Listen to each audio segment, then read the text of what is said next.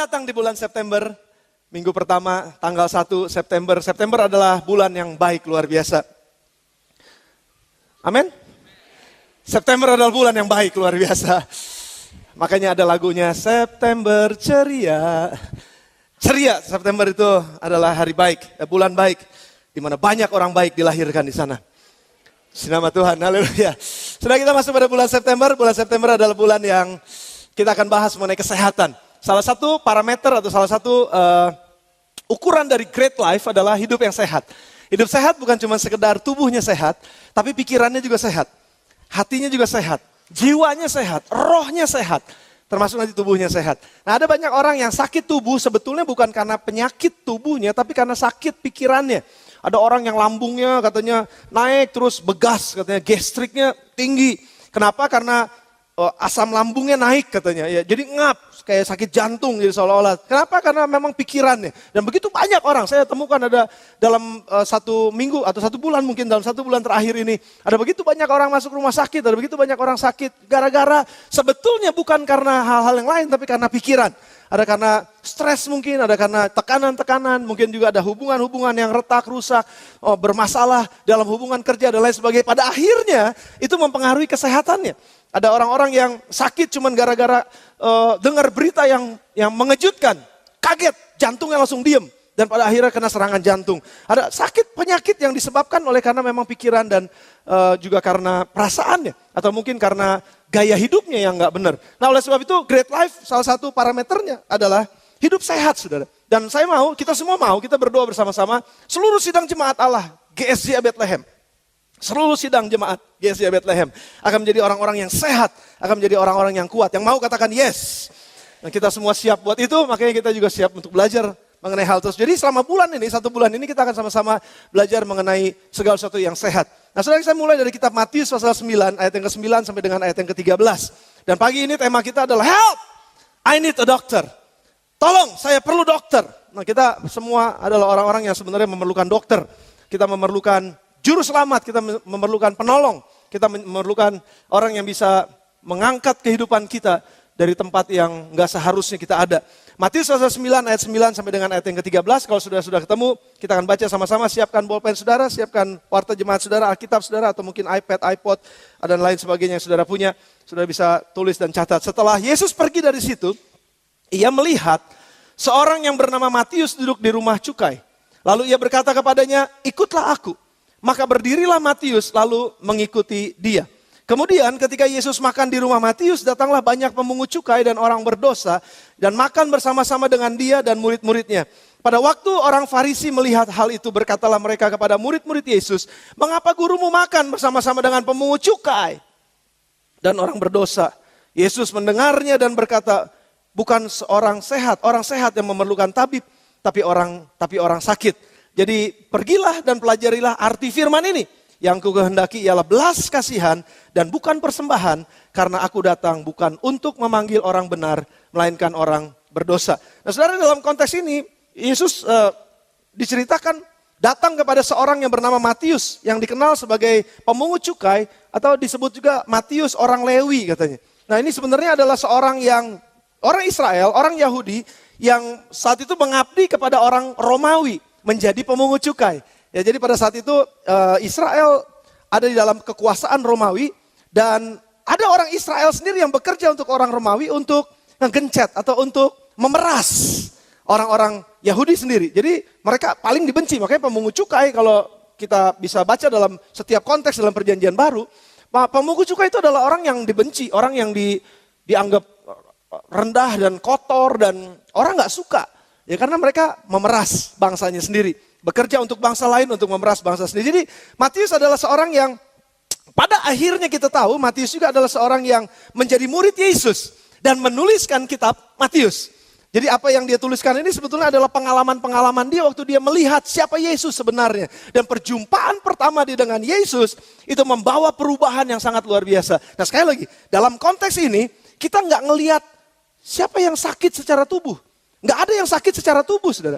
Tapi kenapa Yesus bilang pada saat itu Yesus makan bersama dengan pemungut cukai dan orang-orang berdosa. Lalu orang-orang Farisi dan orang-orang ahli Taurat yang dibilang guru-guru agama. Orang-orang yang ngerti, rohani banget. Orang-orang yang kalau kebaktian tuh bisa berjam-jam.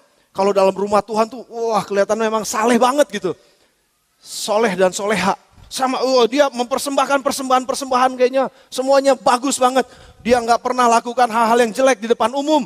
Mereka adalah orang-orang atau golongan orang-orang yang dipandang di masyarakat karena keimaman mereka. Jadi ini orang yang rohani banget. Kalau sekarang mungkin lebih banyak ke arah orang-orang rohani yang ada di gereja. Yang menjadi orang-orang yang kayaknya orang paling benar gitu dan gak ada yang lain selain mereka. Nah ini adalah orang-orang yang waktu lihat Yesus duduk makan bersama dengan orang-orang berdosa dan murid-muridnya, pemungut cukai dan orang berdosa dan murid-muridnya, mereka gak berani tanya langsung sama Yesus. Mereka tanyanya sama murid-muridnya. Nah biasa memang kalau manusia kan begitu saudara, kalau ada sesuatu yang gak dia sukain, dia gak langsung datang sama orang itu. Dia pakai cara lain, dia pakai orang lain, dia ngomong di belakang, dia ngomong di samping, dia ngomong ngebelakangin gitu. Gak berani hadapan muka langsung. Saudara ini bukan pelajaran yang bagus. Jangan ikuti ahli Taurat. Kalau ada masalah, kalau ada saudara gak suka, jangan ngedumel di belakang. Datang aja langsung orangnya. Ya, tapi ini mereka pakai murid-muridnya, ngomong di antara muridnya. Mungkin murid-muridnya gak bisa ngejawab pada saat itu. Karena apa? Karena mereka juga bingung, iya ya. Kenapa ahli-ahli Taurat makannya sama orang-orang kudus, Yesus makannya sama orang-orang kudus. Sama orang-orang yang gak benar, sama orang-orang yang, waduh ini kayaknya bejat banget nih orang-orang ini. Mungkin murid-muridnya gak bisa jawab saudara. Dan mungkin aja ada di antara mereka juga yang karena gak bisa jawab, akhirnya jawabnya jadi asal-asalan. Mungkin juga jawabnya gak tahu tuh Yesus tuh, saya juga bingung ngapain dia makan sama dia. Mungkin aja ada, tapi yang hebatnya gini, Yesus denger apa yang mereka tanyakan. Kenapa Yesus duduk sama orang-orang berandalan kayak begini. Lalu Yesus dengar dan Yesus baru bilang begini saudara. Bukan orang sehat yang memerlukan tabib, tapi orang sakit. Sekali lagi, berarti ada satu konsep, sakit itu bukan cuma sakit tubuh. Bukan sakit peyut, bukan. Bukan sakit yang lain, bukan sakit batuk, bukan sakit kanker, bukan sakit lumpuh, bukan sakit buta, bukan sakit bisu, bukan sakit telinga, bukan sakit-sakit tubuh rupanya. Jadi yang namanya sakit rupanya juga adalah orang-orang yang hidupnya nggak sesuai atau hidupnya di dalam disorder, nggak sesuai dengan ordernya, nggak sesuai dengan seharusnya. Dan itu adalah orang sakit menurut Yesus. Nah ada orang-orang yang seharusnya saudara, yang saya ambil contoh pada saudara. Tadi pagi ada beberapa, saya nggak tahu nih, tadi pagi ada beberapa yang bunyi dalam kebaktian kita tadi, drut gitu, seolah-olah kayak kabel baru dicabut gitu. Padahal nggak ada yang cabut kabel juga, saya juga nggak tahu. Saya tanya tadi sama state manager, nggak tahu nanti mau dicari. Tapi puji Tuhan, siang ini nggak ada suara itu. Maksud saya adalah begini, seolah-olah semuanya berfungsi dengan baik, tapi ada sesuatu yang nggak disorder, ada sesuatu yang nggak sesuai dengan seharusnya. Nah itu sebenarnya yang disebut lari dari yang seharusnya. Nah dosa itu bahasa Alkitabnya katanya, ini koreksi saya para teologian kalau ada di sini, amartia. Itu adalah katanya meleset dari sasarannya.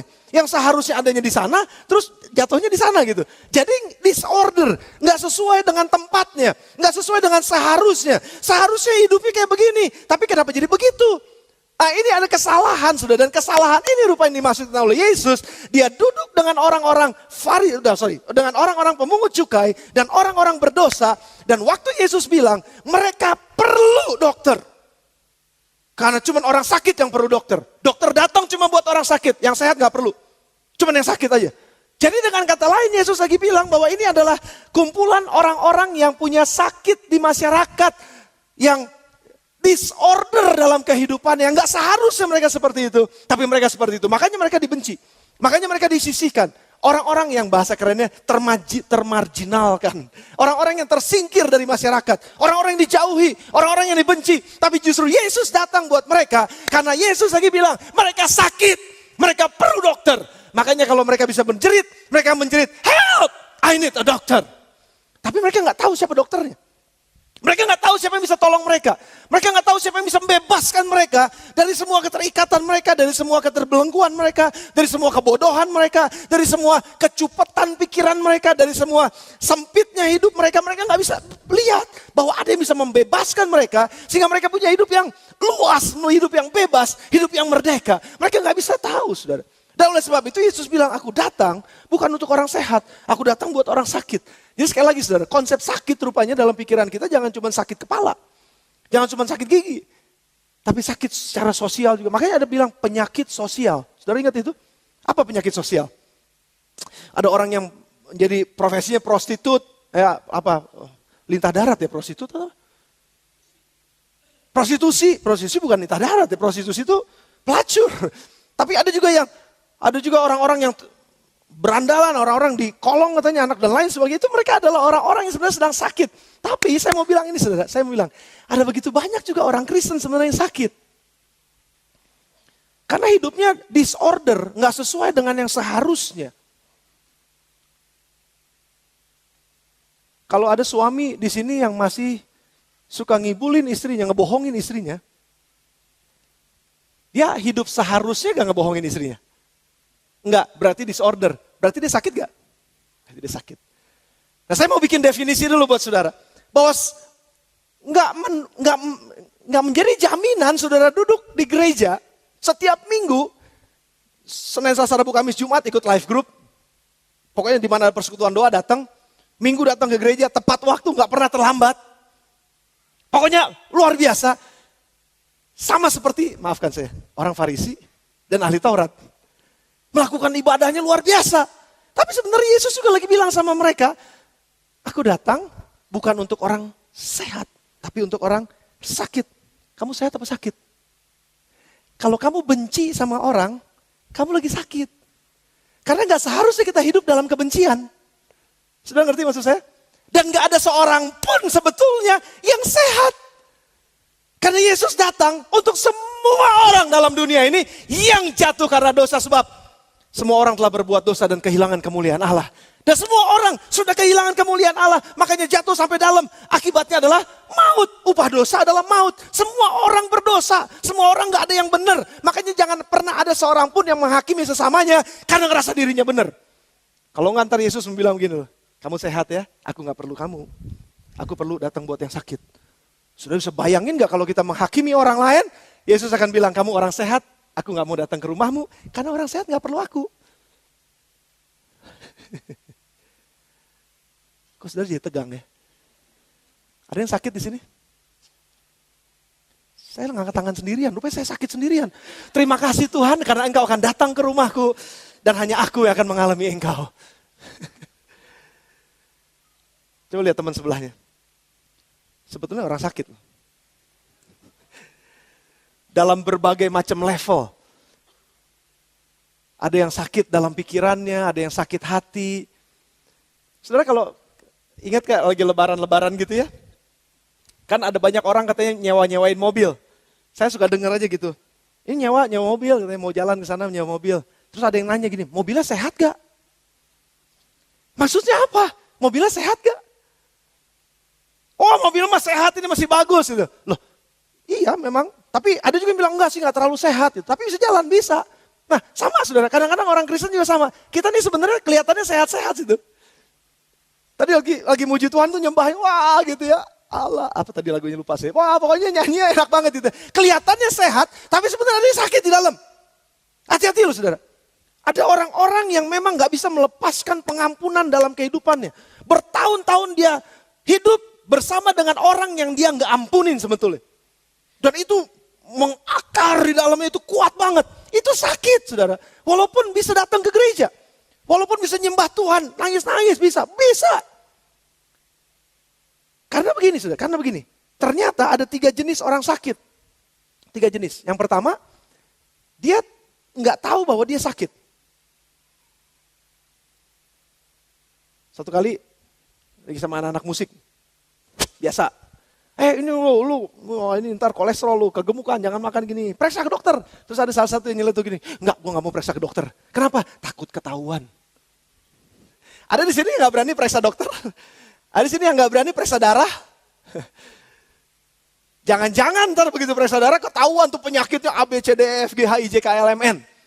Banyak banget penyakit. Jadi gak mau, jadi gini, memang saya sehat-sehat kok. Tapi sebetulnya ada yang sakit. Karena dia nggak ngeh, dia nggak sadar. Wah, dia istri bohongin suaminya, anak bohongin orang tuanya, suami pukulin istrinya. Terus nganggapnya gini, nggak apa-apa wajar kok. Loh, dia sakit, tapi dia nggak sadar bahwa dia sakit.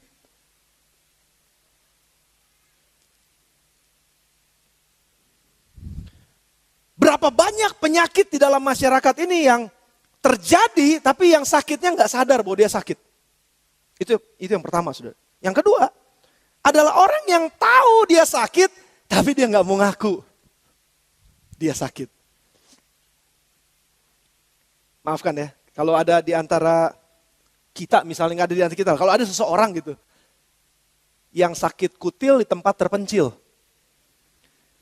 Dia sakit banget, sebenarnya sakit banget. Aduh gak enak bener dikutil. Kayaknya kalau aduh gak ganggu banget ya. Bergerak ini kayak gak bebas gitu. Ada tempat yang terpencil. Gak usah sebutin namanya, gak usah. Karena memang gak mau diakuin. Tapi dia sakit, terus dia gak nyaman. Terus kalau jalan kayaknya gak enak. Terus kalau berdiri juga gak nyaman. Kayaknya duduk juga gak enak. Ada kutil di tempat terpencil. Datang ke dokter.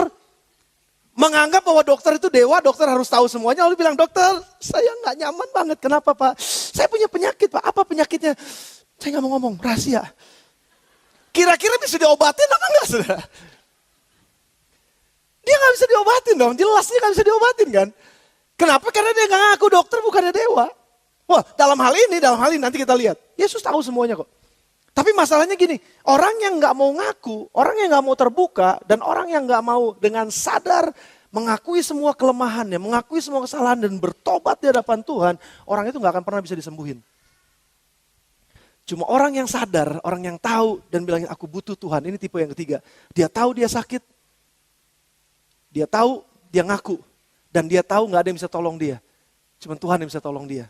Dokter di atas segala dokter. Dan dia cry out, help! I need a doctor. Tolong aku perlu seorang dokter yang bisa menolong aku. Waktu dia datang sama dokter, segala dokter, saya percaya ada kesembuhan, pemulihan yang akan dia alamin dalam kehidupannya. Nggak seharusnya lagi hidupnya dalam disorder, tapi kehidupannya akan menjadi in order. Sesuai dengan apa yang Tuhan sudah cita-citakan buat dia. Nah ini butuh pengakuan, saudara, masalahnya begitu.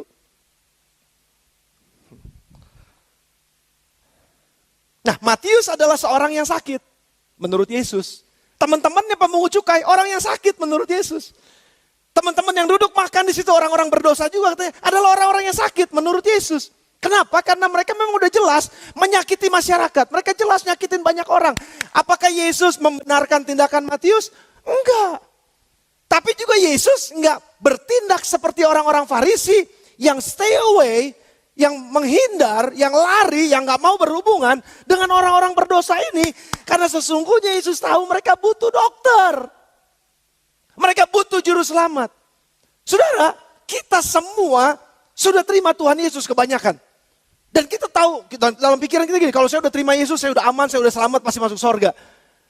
Yes, saudara akan masuk sorga. Tapi dengan seperti apa nanti saudara masuk sorga? Jangan-jangan saudara masuk sorganya banyak yang buntung-buntung. Sudah ingat maksud saya? Sudah ngerti maksud saya? Sudah ingat apa yang Yesus katakan? Kalau ada matamu yang menyesatkan engkau, cungkil. Jatuh satu. Udah ini gak berani lagi sesat. Gak berani lagi jadi mata keranjang. Tapi ini sudah mata keranjang udah dicopot. Tapi kalau ada tanganmu yang melukai orang lain, yang membuat kamu gak bisa masuk surga, potong. Mutilasi terjadi. Set. Potong.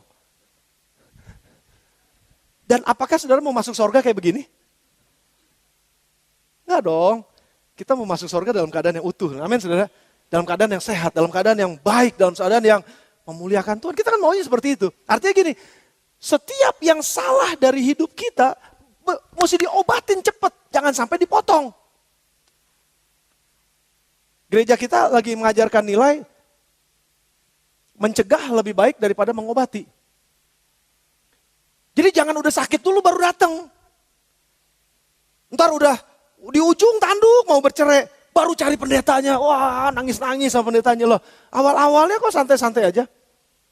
Artinya gini, jangan kejadian dulu biar diobatin. Jaga sebelum kejadian kita jagain. Jangan sampai kejadian. Nah itu yang Tuhan mau ajarkan kepada kita bahwa kita ini perlu penolong. Kita ini perlu yang bisa melihat siapa kita sebenarnya. Dan kita bisa lihat diri kita. Apa yang Yesus lakukan untuk menyembuhkan Matius? Mari kita eksposisi Matius 9 ayat 9. Yang pertama, ada 3 poin. Setelah Yesus pergi dari situ, yang pertama, ia melihat seorang yang bernama Matius duduk di rumah cukai. Yang pertama, Yesus melihat. Di antara sekian banyak pemungut cukai, di antara sekian banyak orang berdosa, di antara sekian banyak orang di marketplace pada saat itu, diperkirakan kantornya Matius itu terletak di pinggir pelabuhan. Jadi itu memang daerah rame, busy area kira-kira gitu. Ini daerah ekonomi. Jadi di tengah banyaknya orang-orang yang sedang berlalu lalang, sedang transaksi dan lain sebagainya. Matius ada di situ, Yesus waktu itu sedang lewat, lalu dia melihat Matius, di tengah-tengah sebanyak orang ini yang biasanya kelihatan itu cuma yang duduk-duduk di depan biasanya. Kalau udah kesana-kesana udah merah semua nih. Apalagi kalau nggak pakai kacamata, gurem udah. Nah, sudah bisa bayangkan di tengah banyaknya orang, Yesus ngelihat satu orang yang disebut Matius. Sudah tahu orang yang nggak disukain. Nah, kalau kita bandingkan Matius 8 ayat yang ke-8, coba sudah lihat. Matius pasal yang ke-8 ayat yang ke-8. Tapi ya ini, sorry. Matius 8 ayat 18 maksud saya, bukan ayat yang ke-8. Matius 8 ayat yang ke-18. Ketika Yesus melihat orang banyak mengelilinginya, ia menyuruh bertolak ke seberang. Terus, lalu katanya apa? Datanglah seorang ahli Taurat. Sudah bayangkan, ahli Taurat, orang pinter. Orang yang beragama, orang yang ngerti firman, orang yang ngerti semua hukum. Dan berkata kepadanya, Guru, dia nawarin diri. Aku akan mengikut engkau kemana saja engkau pergi. Kalau saudara, ada orang sukses, ada orang terpandang, ada orang yang keren gitu, datang sama saudara, Pak, muridkan saya dong. Saya mau ikut Bapak, jadi murid Bapak. Kira-kira saudara langsung ambil gak? Saudara gak pernah memuridkan sih. Jadi saudara gak akan ambil. Kalau saudara biasa memuridkan, saudara akan bilang, wah ini orang potensi nih, ini orang bagus nih, ini orang hebat nih. Tapi ternyata enggak loh saudara, jawaban Yesus apa? Coba ditampilin lagi yang tadi ayat 19-nya. Ayat 20 berarti. Yesus berkata kepadanya, kamu menjadi muridku, kamu mau ikut aku nih. Dengar lu nih. Serigala ada lobangnya, burung di udara ada sarangnya, tapi Yesus tidak ada tempatnya untuk meletakkan kepalanya. Tepuk tangan buat anak-anak sekolah minggu. Gak usah tepuk tangan. Serigala punya sarangnya, burung punya, serigala punya lobangnya, burung punya sarangnya. Tapi saya anak manusia tidak punya tempat untuk meletakkan kepalanya. Kamu mau ikut saya? Yesus langsung bilang begini, yang gak enak langsung Yesus bilang, kamu ikut saya? Serius sih kamu ikut saya nih? Terus kalau dalam ayat-ayat selanjutnya, rupanya memang gak gampang ikut Yesus, karena Yesus selalu counter orang-orang yang mau ikut dia. Kamu serius kamu ikut saya? Kalau kamu mau ikut saya, tinggalin semuanya. Berani apa enggak? Nah, saudara, dalam kontras dengan ini, Yesus pada saat itu melihat satu orang yang namanya Matius, yang dibenci sama orang banyak, yang diusir dari masyarakat, sepertinya orang yang gak pugu, orang yang benar, orang yang suka jadi pungli, pungutan liar, orang yang suka ngambil uang dari masyarakat dan orangnya sendiri, orang yang pengkhianat, ya ada di bawah orang-orang Romawi, orang yang kayaknya, saudara bisa bayangin ya, murid-murid Yesus yang lain orang-orang Yahudi. Semuanya orang baik-baik, nelayan, terus ada orang-orang yang mengikut Yesus yang orang-orang Yahudi yang biasa. Tapi ini satu pengkhianat. Pengkhianat dalam pengertian pengkhianat buat negara. Saudara bisa bayangin gak? Yesus ambil resiko waktu dia bilang, Matius ikut aku. Yesus lihat si Matius ya. Waktu dia lihat lalu dia bilang ikut aku. Saudara bisa bayangkan bagaimana Matius ini susahnya nanti waktu dia bergabung dengan kelompoknya Yesus. Kalau saudara punya satu kelompok itu semuanya baik-baik, akrab gitu, bagus. Terus tiba-tiba pemimpin saudara ngambil satu orang yang beleguk. Culangung. Apa tuh culangung? Bahasanya beleguk, culangung, kurang ajar. Pokoknya pemberontak lah, semua yang jelek ada di dia. Terus dipanggil, dimasukin ke sini, ke dalam kelompok kita. Kira-kira menurut saudara gimana? Jangan jauh-jauh, di live group aja. Di live group semuanya lagi enak-enak. Terus tiba-tiba ada orang yang datang kecil-kecil. Matanya nggak tahu gimana gitu ya, kayaknya habis teler-teler gitu. Saya juga nggak ngerti gimana. Kira-kira menurut saudara gimana? Yesus ambil satu resiko sebetulnya. Dia sedang melihat, nah cara Tuhan memandang itu berbeda dengan cara manusia memandang. 2 Tawari pasal yang ke-16 ayat yang ke-9. Kalau saudara perhatikan. Cara Tuhan memandang tuh beda memang. Katanya mata Tuhan menjelajah ke seluruh bumi. Untuk mencari katanya. Orang-orang yang kepada mereka dia sungguh-sungguh bisa melimpahkan kekuatannya. Yaitu siapa? Mereka yang bersungguh hati kepada Tuhan. Mereka yang hatinya itu betul-betul tahu. Nah, saudara perhatikan ini. Matius rupanya adalah seorang yang tahu bahwa dia nih orang yang gak benar. Dia tahu bahwa dia dibenci sama bangsanya. Dia juga udah jenuh. Dia juga udah capek rusanya. Tapi dia gak tahu bagaimana caranya saya keluar dari sini. Saya sembuh dari sini. Dia sedang menantikan pertolongan dari seorang dokter yang bisa menolong dia. Dan pada saat itu Yesus ngelihat. Sudah perhatikan nih, sekali lagi saya suka dengan ini. Yesus melihat Matius sebagai individu. Dan saya percaya pagi ini juga Yesus melihat saudara sebagai individu. Bukan melihat saudara dari atas terus semuanya dilihat begini. Enggak. Walaupun kita banyak, tapi matanya tertuju kepada setiap dari kita satu persatu pada pagi hari ini. Sudah percaya itu? Saudara mungkin bisa sembunyi dari Tuhan pada pagi hari ini. Saudara bilang, enggak. Saya enggak pernah tahu bahwa Tuhan ngeliatin saya. Hai, dengar, Tuhan sedang lihat saudara pada pagi hari ini. Engkau mau nyumput ke kamar mandi sana, silakan nyumput ke sana. Dia ada di sana. Saudara mau bikin apa? Dia sedang liatin saudara. Dan ketahuilah, ini saya pernah dengar dari satu pengkhotbah. Kalaupun di dunia ini udah gak ada orang, tinggal satu orang yang namanya Arif Multi Ardania. Tinggal di dunia, tinggal satu-satunya, gak ada yang lain di dunia ini. Yesus tetap turun dari sorga, mati di atas kayu salib buat saya yang satu-satunya ini. Begitu cintanya dia kepada kita dan dia begitu personal kepada kita. One on one, satu-satu. Dia lihat kita dalam. Dia mengerti keadaan saudara. Dia tahu sakitnya saudara. Dia tahu kelemahannya saudara. Dia tahu apa yang sedang menjadi pergumulan saudara. Dia tahu apa yang menjadi kesedihan saudara. Dia tahu apa yang menjadi tantangan yang sedang saudara hadapi pada hari ini. Dia tahu. Nggak cuma dia lihat orang lain. Dia juga lihat saudara secara pribadi kepada saudara. Satu orang.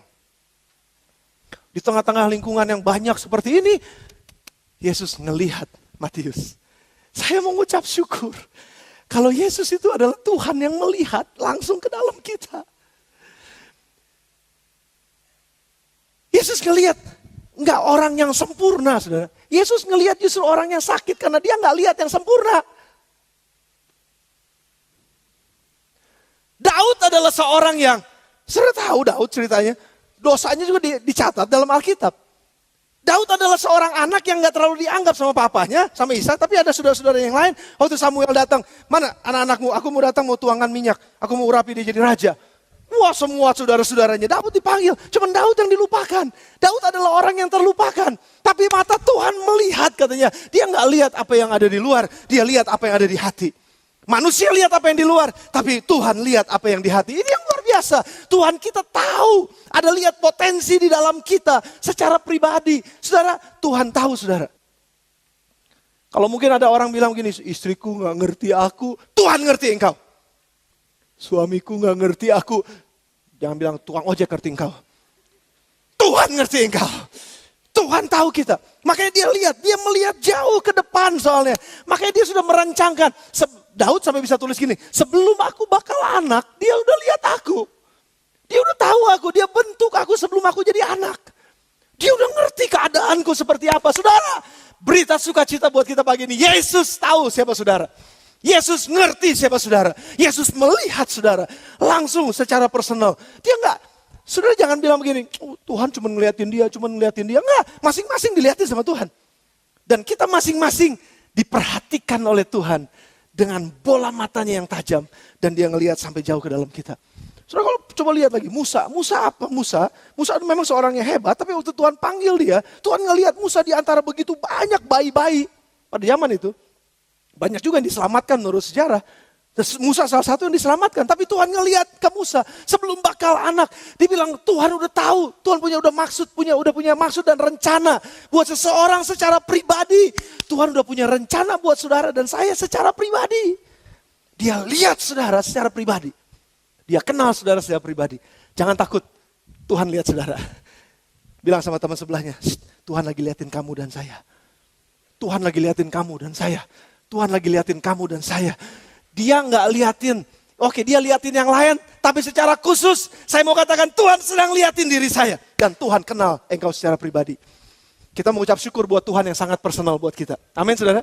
Tuhan yang sangat personal buat kita. Itu yang pertama, Yesus melihat saudara dan Tuhan melihat. Nah sekarang, yang kedua, kalau saudara perhatikan di sini apa yang Yesus katakan? Yesus melihat seorang bernama Matius duduk di rumah cukai, lalu ia berkata kepada yang kedua, Yesus mengundang Matius, ikutlah aku. Itu perkataan yang kedua. Waktu yang Yesus pertama dia lihat, Lalu dia undang. Nah ini yang menarik perhatian saya. Saudara perhatikan ini baik-baik. Yesus mengundang Matius untuk jadi muridnya. Sedangkan dalam pasal 18 yang sebelumnya tadi kita udah lihat. Ada orang yang menawarkan diri untuk menjadi murid Yesus. Tapi Yesus bilang, boleh. Nih ada syarat-syaratnya. Tapi Matius gak dikasih syarat sama Yesus. Malah Yesus yang ngundang sekarang. Saudara gak cuma dikenal sama Tuhan. Saya gak cuma dikenal oleh Tuhan secara pribadi. Tapi saya dan saudara diundang oleh Tuhan secara pribadi. Marilah datang kepadaku, hai kamu yang letih lesu dan beban berat. Aku akan berikan kelegaan kepadamu. Aku akan memberikan kelepasan kepadamu. Pikulah kuk yang kupasang, karena kuk yang kupasang itu ringan dan bebanku pun itu gak berat. Ikut aku aja. Mari, kamu akan dapatkan kelegaan, kamu akan dapat pemulihan. Cuman intinya adalah ikutlah aku. Nah cuman kata ikutlah aku ini saudara, kalau dibahas secara mendalam di dalam life group saudara, itu dalam banget. Ikut akunya itu maksudnya Yesus bukan cuma sekedar ngebuntutin Yesus dari belakang. Bukan cuma ngelihat hal-hal yang hebat yang Yesus lakukan, bukan. Ikut aku itu artinya begini, apa yang aku pikirkan, engkau harus pikirkan. Apa yang aku katakan, engkau harus katakan. Apa yang aku perbuat, harus engkau perbuat. Apa yang ada di hatiku, harus ada di hatimu. Itu namanya pemuridan. Itu namanya apa yang sedang kita lakukan, diikuti oleh orang-orang yang kita muridkan. Yesus mau supaya kita jadi murid, bukan pengikut. Yes, undangannya enggak begini.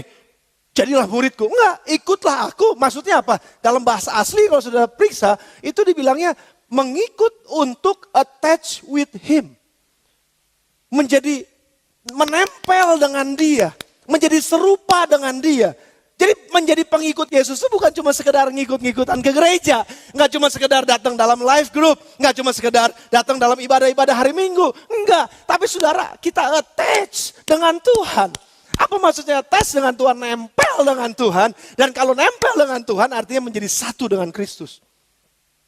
Kalau jadi satu dengan Kristus artinya itu proses. Nah rupanya kunci kesembuhan saudara. Kunci kesembuhannya Matius yang dibilang sama Yesus ini adalah orang-orang yang sakit. Adalah pada saat Matius mendengarkan panggilan Yesus dan mengikuti Yesus. Saudara perhatikan ini. Kalau saudara lagi punya masalah, nasihat siapa yang sudah dengar?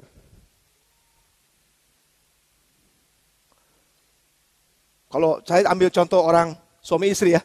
Karena biasanya yang bermasalah suami istri. Dalam konteks dewasa muda, keluarga-keluarga yang ada. Jadi kalau suami datang sama pendeta, pastor, nggak bisa lagi nih mah, kayaknya udah mesti cerai.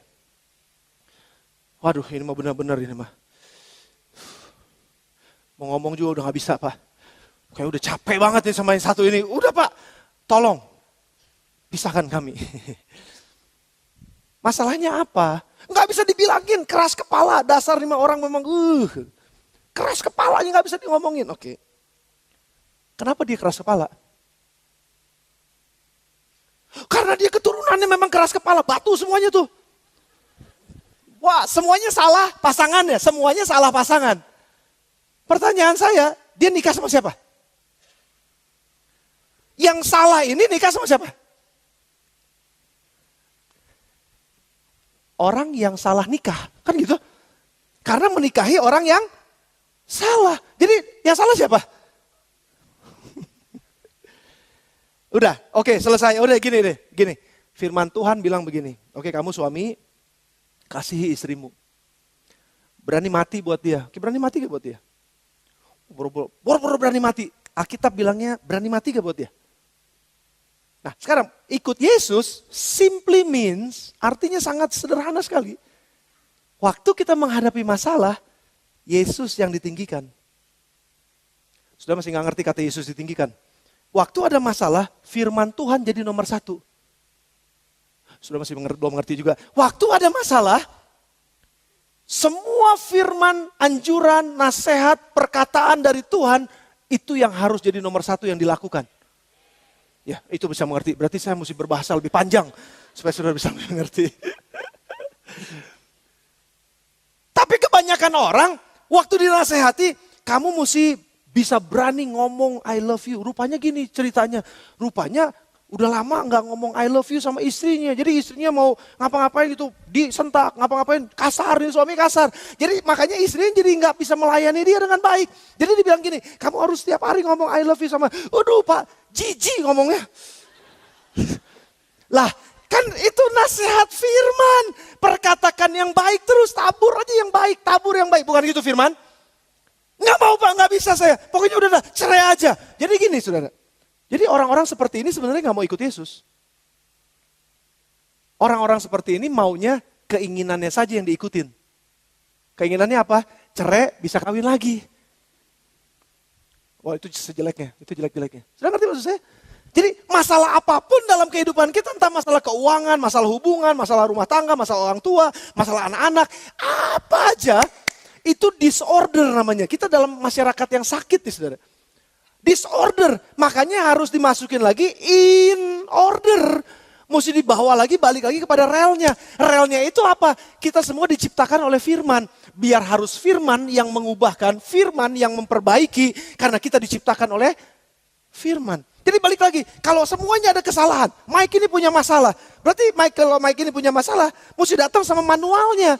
Manualnya apa? Apa yang manual bilang tentang Mike ini? Di mana kesalahannya? Cari kesalahannya karena pasti ada jalan keluarnya.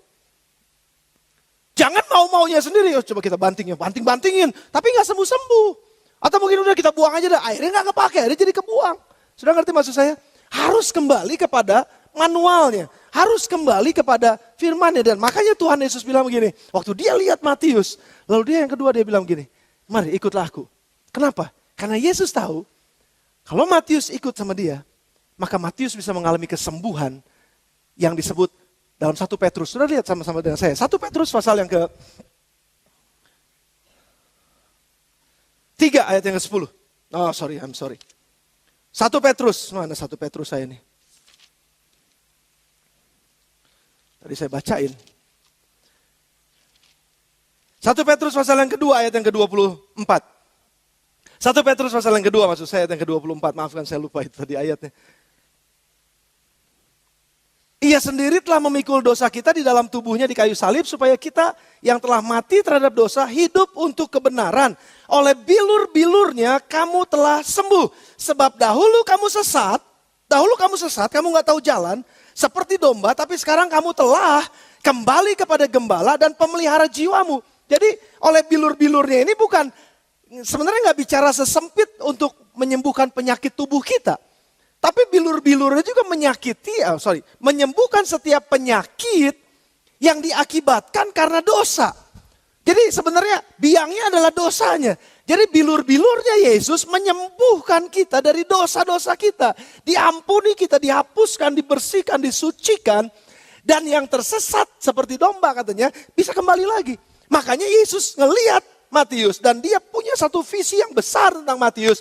Dan waktu dia lihat, dia undang, mari ikutlah aku, mari datang kepadaku. Dan pada saat itulah Matius ikut sama Yesus. Nah sudah perhatikan sekuensnya, sudah perhatikan nih jalannya, jalurnya sudah perhatikan. Waktu Matius ikut Yesus, dia berjalan bersama dengan Yesus, dia punya konsekuensi. Dia harus merubah cara berpikirnya. Yang tadinya jalannya adalah tersesat menuju ke tempat yang lain, itu yang dibilang, harus ada metanoia, harus ada perubahan, harus ada yang disebut berbalik dari jalan-jalanmu yang salah dan mulai mengikuti Tuhan dengan jalan-jalan yang baru. Artinya ada memang yang gak nyaman, seolah-olah kayaknya kok gak enak banget ya Tuhan ya. Saya mesti ngikutin firman Tuhan, seolah-olah ntar saya jadi diinjak-injak, dia jadi gede kepala ntar. Kenapa? Saya harus ngikutin firman. Gak apa-apa ikutin aja, karena firman selalu menang pada akhirnya. Jadi kalau saudara mau bebas dari masalah saudara mau betul-betul lepas dari setiap pergumulan saudara yang itu lagi tiap tahun kok sama-sama aja begini masalahnya. Artinya saudara punya penyakit menaun.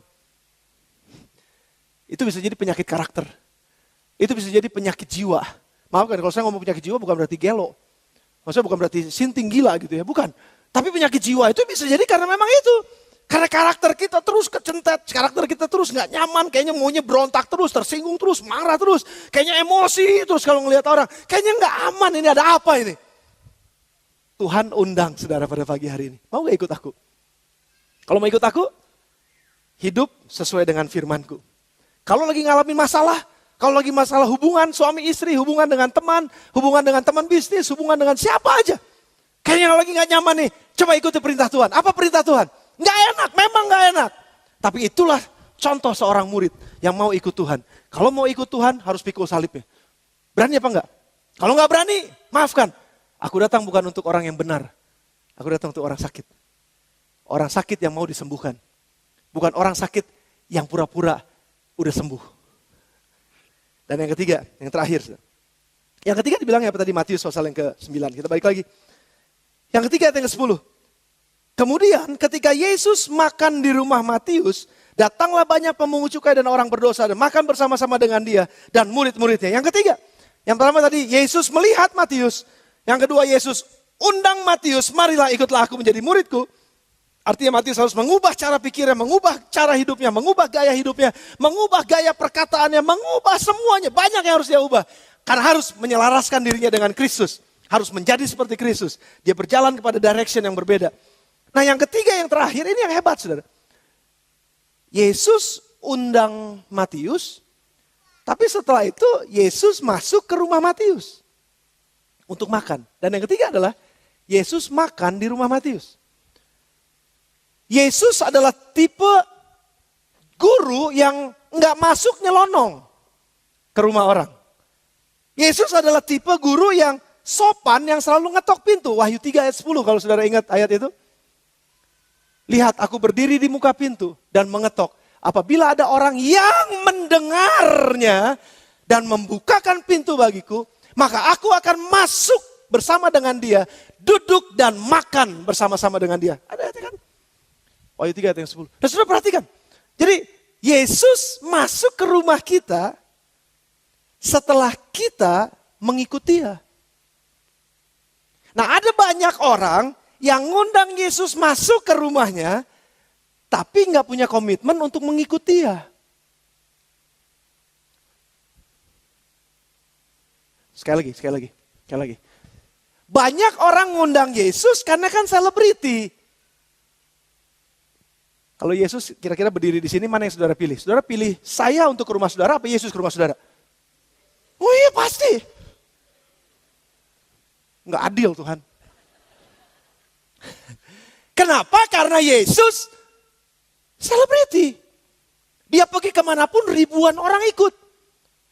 Dia jalan dia sembuhin orang sakit. Dia jalan dia bangkitin orang mati. Dia jalan dia kasih makan orang 5.000 dengan hanya 5 roti dan 2 ikan. Dia kemana aja Yesus melakukan hal yang spektakuler. Dia ngajar lebih hebat katanya dari ahli-ahli Taurat. Jadi orang tuh impress banget sama Yesus. Nah sekarang wajar kalau banyak orang mau jadi murid Yesus. Menawarkan diri. Tapi sebetulnya bukan mau jadi murid. Sudah perhatikan nih. Sebetulnya banyak orang mau ikut Yesus bukan karena untuk jadi murid. Banyak orang mau ikut Yesus tapi nggak mau jadi murid. Banyak orang mau ngundang Yesus ke rumahnya tapi nggak mau dimuridkan. Nggak mau ikut perkataan Yesus. Ya dong. Kalau Yesus ke rumah kita kan, saya yakin nih, Facebooker pasti akan ada di Facebooknya, di Twitter, di Facebook kemana-mana. Yesus ke rumah saya. Foto-foto rame-rame gitu, pasti. Yang Twitteran, yang di Instagram, semuanya pasti dimasukin. Lagi berdiri sama Yesus di rumahnya. Kalau perlu masuk ke kamar, Yesus lagi nongkrong di kamar kita gitu. Set. Dimasukin semua foto-fotonya supaya apa? Supaya dunia tahu bahwa Yesus ada di rumah saya. Tapi pertanyaannya kalau Yesus ada di rumah kita, kita pengikut dia bukan? Karena bisa aja satu kali orang datang kepada Tuhan, datang ke gereja, Pak nikahkan kami mau diberkati di gereja. Wah kayaknya suci banget ya, kudus banget ya, diberkatilah di gereja. Wah minta Tuhan hadir, Tuhan datang ke dalam perjamuan kawinnya, perjamuan pestanya. Yes, tapi intinya adalah begini, cuma sekedar didoain, cuma sekedar diberkati di situ, cuma liturginya aja. Tapi setelah itu nggak pernah mau mengikuti firman Tuhan. Nggak aneh, begitu menikah, sebulan kemudian minta cerai. Berapa banyak di antara, bukan di sini, berapa banyak di antara mereka semua datang ke gereja, ikutan bimbingan pranikah, ikutan dikonselingin, punya orang tua rohaninya. Wah, semuanya seolah-olah gini, mau ngundang Yesus masuk ke dalam pesta saya, ngundang Yesus masuk dalam pernikahan saya, ngundang Yesus boleh. Tapi saudara harus jadi muridnya dulu, baru Yesus akan masuk dan makan bersama dengan saudara. Kalau enggak percuma Saudara, makan sama Yesus cuma membuat dia menjadi selebritis yang gak punya dampak dalam kehidupan saudara. Karena dia gak bisa menyembuhin saudara kalau saudara gak mau ngikut dia. Berapa banyak di sini orang-orang Kristen yang cuma mau ngundang Yesus dalam usahanya. Buka usaha baru, doain. Wah, ini ada puji nama Tuhan, kita dikasih toko yang baru, wah, ngundang pendeta. Oh, puji Tuhan, pendeta emang seneng-seneng aja. Babi hong, puyong hai, capcay, segala macam. Makan pendetanya mah. Pendeta berdoa, wah, puji Tuhan, terima kasih buat berkat Tuhan. Wah, udah selesai, bisnisnya ngaco. Nggak ngikutin Tuhan, nggak ngikutin firman Tuhan. Ngundang sih ngundang buat pemberkatan, tapi nggak mau ngikut firman Tuhan. Saudaraku perhatikan, Yesus masuk makan di rumah Matius setelah Matius ikut Yesus. Saudara mau gak usaha saudara dipulihkan oleh Tuhan? Jangan cuma doain usaha saudara, tapi ikuti cara Yesus untuk berbisnis. Ikuti firman-Nya. Saudara mau gak rumah tangga saudara dipulihkan? Jangan cuma sekedar ngundang dia datang dalam rumah saudara, tapi biarkan dia jadi Tuhan dan saudara jadi muridnya. Ikuti firman-Nya. Saya sangat percaya, saudara yang pada pagi hari ini sakit di dalam keadaan yang kayaknya gak nyaman dalam keluarga, gak nyaman dalam usaha, gak nyaman dalam pekerjaan, gak nyaman dalam hubungan, gak nyaman dalam pelayanan. Pokoknya gak enak banget. Jangan cuma sekedar undang Yesus, duduk-duduk aja di rumah saudara. Sebelum saudara memutuskan, Tuhan aku mau ikut Engkau dan aku menjadi muridmu. Dan inilah yang menyebabkan Matius disembuhkan oleh Tuhan. Ya kalau kita baca ayat-ayat selanjutnya. Apa yang terjadi dengan hidup Matius selanjutnya, saudara? Ada satu hubungan. Bagaimana Yesus menyembuhkan mereka hanya dengan makan? Kenapa harus makan? Saya dapatkan satu perenungan, satu pewahyuan yang daripada Tuhan. Justru pada saat orang duduk makan bersama-sama, di situ ada hubungan yang terbuka, saudara. Makanya mengucap syukurlah kalau saudara suka makan. Apalagi banyak kan kita sudah dengar banyak lah mengenai makan. Jadi saudara mau mulai bisnis, sudah pasti ketemu ntar di restoran. Ketemu makan, deal langsung. Karena makan itu membuka satu hubungan. Artinya gini, ada sesuatu yang personal. Pada saat kita makan bersama itu ada sesuatu yang personal, yang terbuka. Jadi dengan kata lain begini saudara, Yesus menyembuhkan orang lain dengan cara berhubungan dengan mereka. Dan hubungan ini sangat penting. Saudara nggak bisa jadi munafik dengan hubungan saudara. Saudara nggak bisa menjadi orang-orang yang berpura-pura dalam hubungan saudara. Lalu saudara mengharapkan hubungan itu jadi baik. Nggak pernah bisa. Saya udah ngalamin banyak banget. Hubungannya cuma pura-pura doang. Cuma ketawa-ketawa kakak gitu doang. Tapi it doesn't work untuk menjadi penyembuh. Tapi begitu justru saudara. Pada saat saya dikoreksi. Pada saat saya mungkin ditegur waktu saya salah. Nggak nyaman, nggak enak. Tapi seorang kawan menegur dengan kasih. Itu menyembuhkan. Jadi waktu saudara ditegur oleh mungkin gembala saudara. Atau mungkin siapa saja ketua life group saudara. Atau siapa aja orang yang dekat dengan saudara. Waktu dikasih tahu ini loh firman. Lakukan ini loh. Saudara nggak nyaman. Saudara protes. Kenapa saya harus lakukan? Kenapa saya mesti ngalah? Kenapa saya lagi yang ditekan. Dia nggak ditekan. Saya terus yang ditekan. Waktu saudara ngerasa nggak nyaman di dalam sebuah hubungan yang mengobati. Saudara nggak akan pernah sembuh. Bangun hubungan sedemikian rupa. Dalam hubungan suami istri sama. Bangun hubungan, ya karena memang hubungan itulah yang bisa menyembuhkan kita. Kalau ada orang-orang yang katakan bahwa ntar juga bayar sendiri, bohong. Sesuatu yang rusak, apalagi kalau udah komunikasi yang rusak, itu nggak mungkin bisa kembali dengan sendirinya hanya dengan berdoa. Sorry, saya harus bilang gini, saya orang suka berdoa. Tapi hanya dengan doa, komunikasi yang rusak nggak akan pernah bisa disembuhkan. Kecuali saudara ikuti firman, follow Jesus. Apa yang Yesus katakan? Datang sama dia, minta maaf, ngomong sesuatu. Kalau ada yang gak suka dikeluarkan dengan kasih, dengan lembut. Dan selesaikan. Dan kalau itu udah selesai, bolanya udah bukan di kita. Bolanya ada di dia. Kalau dia lakukan hal yang sama, hubungan kesembuhan itu akan jadi. Hubungan yang disembuhkan akan terjadi. Saudara, apa aja yang saudara sedang alami saat ini? Mungkin saudara sedang rasa bilang katanya, aduh saudara, Tuhan, Bapak Pendeta saya kayaknya lagi gak enak banget nih, saya lagi gak suka banget, saya lagi gak nyaman banget kerjaan saya begini, hubungan keluarga, segala macam kayaknya kok banyak. Ketahuilah dan sadarilah, saudara sedang sakit. Gak salah mengakui saudara sakit. Tapi kalau saudara nggak mau ngakuin saudara sakit, walaupun Tuhan lihat saudara, tapi susah buat Tuhan ngundang saudara datang. Buat apa? Karena saya nggak sakit. Dan pada akhirnya Yesus bilang, karena aku datang bukan untuk orang sehat, aku datang untuk orang sakit.